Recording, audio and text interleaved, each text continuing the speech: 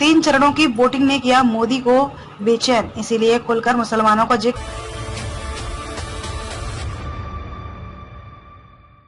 नमस्कार, मैं खुशी और आप देख रहे हैं स्वतंत्र भारत न्यूज। आइए नजर डालते हैं इस वक्त की खास खबर पर। शरद पवार का पीएम पर निशाना। एनसीपी प्रमुख शरद पवार ने प्रधानमंत्री नरेंद्र मोदी के हालिया भाषणों का हवाला देते हुए कहा कि मौजूदा लोकसभा चुनाव के पहले 3 चरणों की वोटिंग ने मोदी को बेचैन कर दिया है, इसलिए उन्होंने अपने भाषण में अब खुलेआम मुस्लिम समुदाय का जिक्र करना शुरू कर दिया है। पवार ने यह बात सातारा में मीडिया से कही। पवार ने कहा कि इन 3 चरणों के मतदान के बाद प्रधानमंत्री मोदी के सुर बदल गए हैं।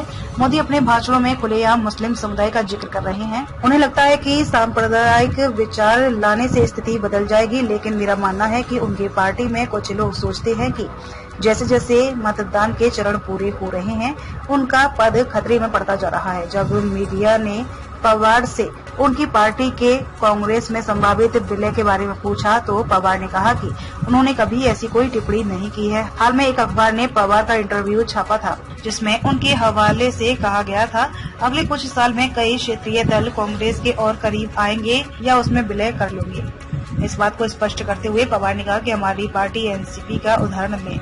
स्थापना से लेकर आज तक एनसीपी और कांग्रेस एक साथ काम कर रहे हैं।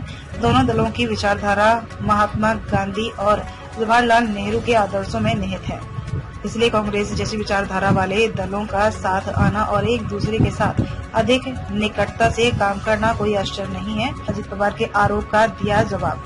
शरद पवार से जब बीजेपी के साथ हाथ मिलाने पर निर्णय लेने के लिए दिल्ली में उनकी बैठकों के बारे में उनके भतीजे अजित पवार के बयान के बारे में पूछा गया तो उन्होंने कहा कि कुछ सहयोगी बीजेपी के साथ जाने के पक्ष में थे। कई मौकों पर मैंने उनसे कहा कि यदि आप बातचीत करना चाहते हैं तो आप ऐसा कर सकते हैं, लेकिन अंतिम निर्णय पार्टी का होगा तथा पार्टी का निर्णय उनके रुख से अलग था।